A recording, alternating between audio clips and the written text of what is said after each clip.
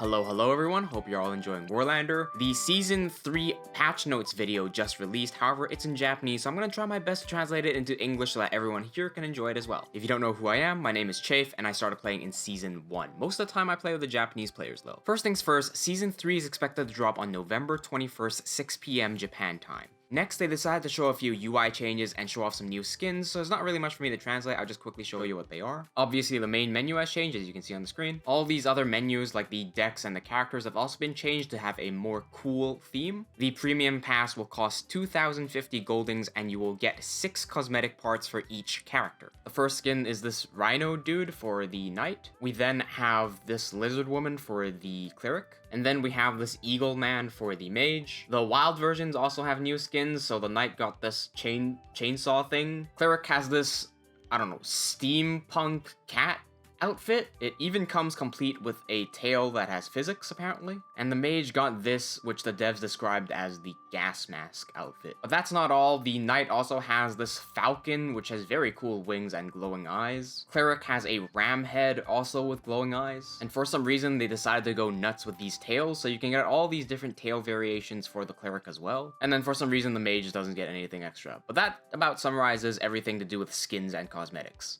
Okay, so something very exciting that they're adding to Season 3 is this new map. Of course, I don't know what they're gonna name it in English, but the Japanese name translates into Labyrinth Temple, and this will be the first quote-unquote indoor map in the game. The description here says that different to Valley and Bridge, most of the battles here will take place indoors, and this map also adds a bunch of new gimmicks. The first of these new gimmicks, which I personally am a huge fan of, is this new thing here. So it looks like a regular ballista, but it actually moves on these tracks. This means we finally have the first moving ballista in the game. And then of course over there are these rotating floating platforms, so if you enjoy Mario 64 you can do some parkour here as well. Another gimmick are these levers, which open up trap doors in the ground. From what I understand, this trap doesn't directly kill you, it simply means that you'll have to take a detour to get to where you want to go.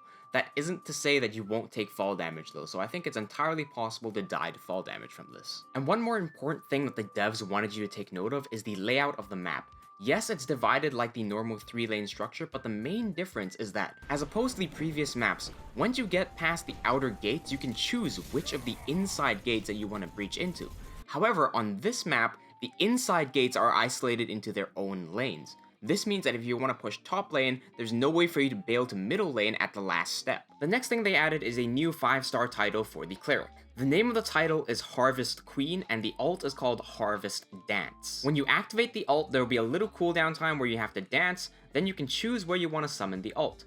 Summoning the ult will drop a variety of fruits from the sky. There are 3 possible fruits, and they drop in a relatively wide area. The fruits are apple, corn, and grape. Picking up the grape will give you a level 4 speed boost. Picking up the corn will give you shield just like holy armor. And picking up the apple will give you level 4 attack boost. Level 4 attack boost being equivalent to a 20% buff. You may also see these shiny fruits, which will give you even more of the buff, so picking up this shiny apple gives you level 7 attack boost, which is equivalent to a 35% attack boost. As of now, it is unknown how long these buffs last. It should also be noted that the enemies cannot pick up your buffs. They can see you activating the buff, but they can't pick up the effects. After that, we have some very important balance patches. So one of the most annoying things about playing with newbie players is they take the Cataclysm and they just run out and give it to the enemy. In Japanese, we even have a term for that, it's called delivery. Well, the problem of delivery has been solved by making the Cataclysm team specific. So only red team can use the red Cataclysm and only blue team can use the blue Cataclysm.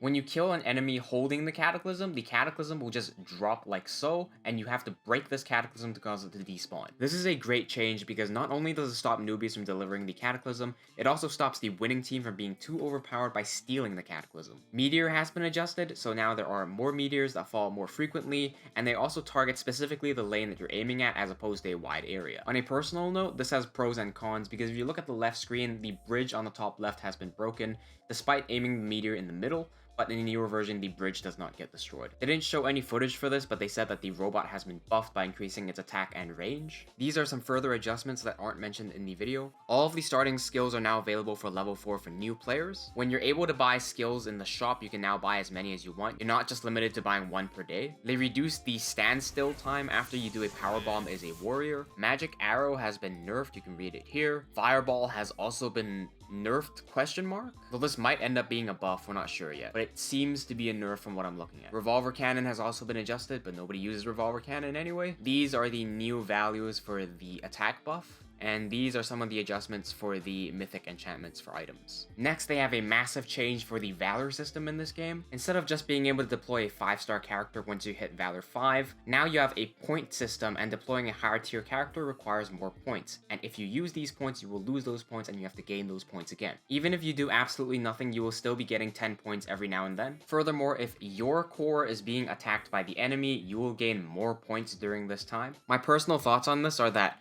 changing the entire basis of this game is a very ballsy move, and it seems to be quite scary. However, at the same time, it seems to be quite exciting. It also seems to give beginners a better chance to compete with the pros. So overall, I feel like it's something to look forward to. Finally, they're doing a clip campaign, so you can send the Warlander Twitter account some interesting clips of you playing Warlander, and you can win a unique emblem, like a stamp for your in-game character, as well as some goldings. I may try to do more Warlander videos in the future as I'm able to speak Japanese and English, so I can bridge the gap between the Japanese players and the English players. If you're a fan of Warlander and would like to see some of these videos, please subscribe and leave a comment letting me know that you'd like to see more. Thanks.